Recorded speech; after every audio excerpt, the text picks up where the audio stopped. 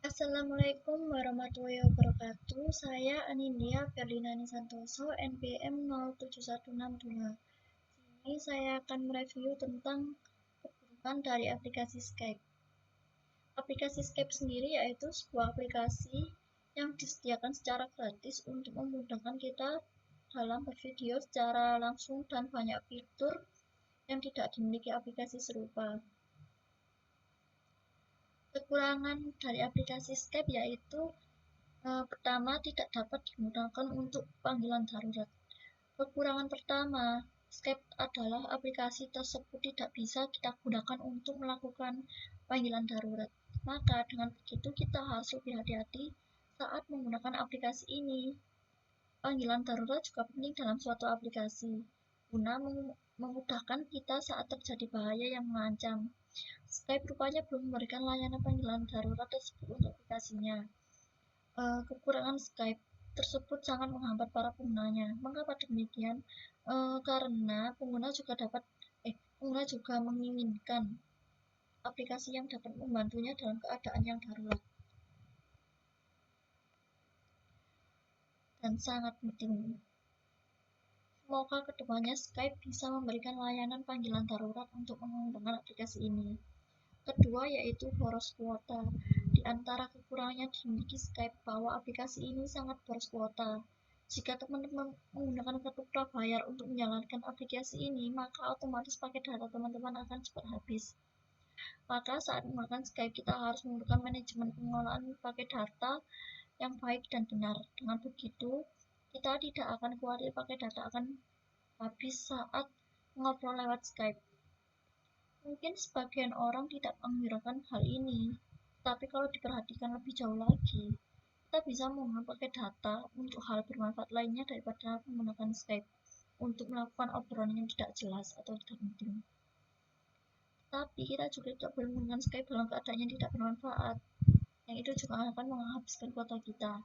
Ketiga yaitu tidak ada enkripsi data. Kekurangan Skype yang ketiga adalah layanan ini tidak menyediakan enkripsi untuk keamanan data penggunanya. Maka kita harus berhati-hati saat menggunakan Skype untuk kegiatan sehari-hari. Dibandingkan dengan WhatsApp yang sudah menerapkan sistem keamanan end-to-end yang membantu mengamankan data penggunanya, yang juga masih menimbulkan kontroversi. Enkripsi data juga harus diperhatikan dalam memilih aplikasi. Skype sebaiknya harus menyediakan itu dalam aplikasi supaya para pengguna merasa aman dan nyaman saat menggunakannya. Panggilan telepon berbayar. Yang sudah disinggung di atas tadi, untuk menggunakan layanan telepon maupun video di Skype ini hanya gratis untuk keperluan meeting, sementara untuk menggunakan individual tidak gratis alias berbayar untuk chat atau telepon. Pengguna di Indonesia masih sedikit. Skype memang diciptakan untuk pengguna suatu instansi atau pemerintah untuk keperluan pekerjaan, sehingga tidak heran jika pengguna Skype ini masih sedikit di Indonesia bandingkan dengan aplikasi chatting sejenisnya semacam aplikasi WhatsApp, Telegram, atau Line. Tidak mendukung Firefox. Jumlah fitur yang ada di dalam Skype ini tidak mendukung browser Firefox, maka hari itu disarankan pengguna memakai Chrome maupun Microsoft Edge saat menjalankan Skype di desktop. Dari ulasan di atas tentu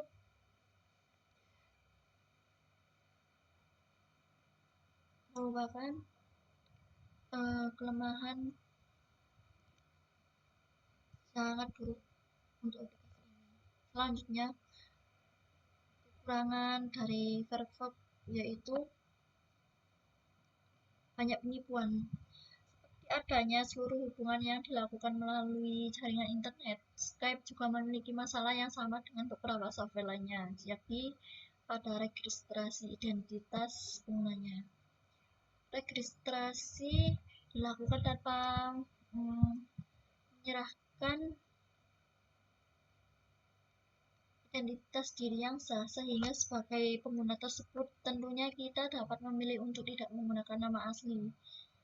Maka di pihak lain, hal ini juga beresiko beresiko dalam berkenalan dengan orang terbaru tanpa tahu aslinya, dan hal inilah yang menjadi penyebab maraknya terjadi penipuan. Kapasitas software yang besar. Bagi pengguna umum, Skype mungkin tidak lagi perlu merasa heran dengan kapasitas ukuran yang bahkan bisa memakan 23 MB kapasitas hard disk saat dipasang. Dibandingkan dengan pengirim pesan instan lainnya seperti Yahoo Messenger yang hanya memiliki kapasitas lebih kecil, yakni sekitar 10-15 MB. Terhalang oleh waktu serta kesediaan orang yang dipanggil maupun memanggil dalam pengguna Skype dengan metode suara harus dilakukan dengan rencana sebelumnya, seperti contoh membuat janji dengan orang yang dituju, karena jika orang yang Anda tuju tidak siap atau terhalang oleh waktu atau koneksi internet tidak stabil, maka niat untuk melakukan komunikasi langsung melalui suara bisa jadi sia-sia. Itulah tentang review dari Skype. Kurang lebihnya saya mohon maaf.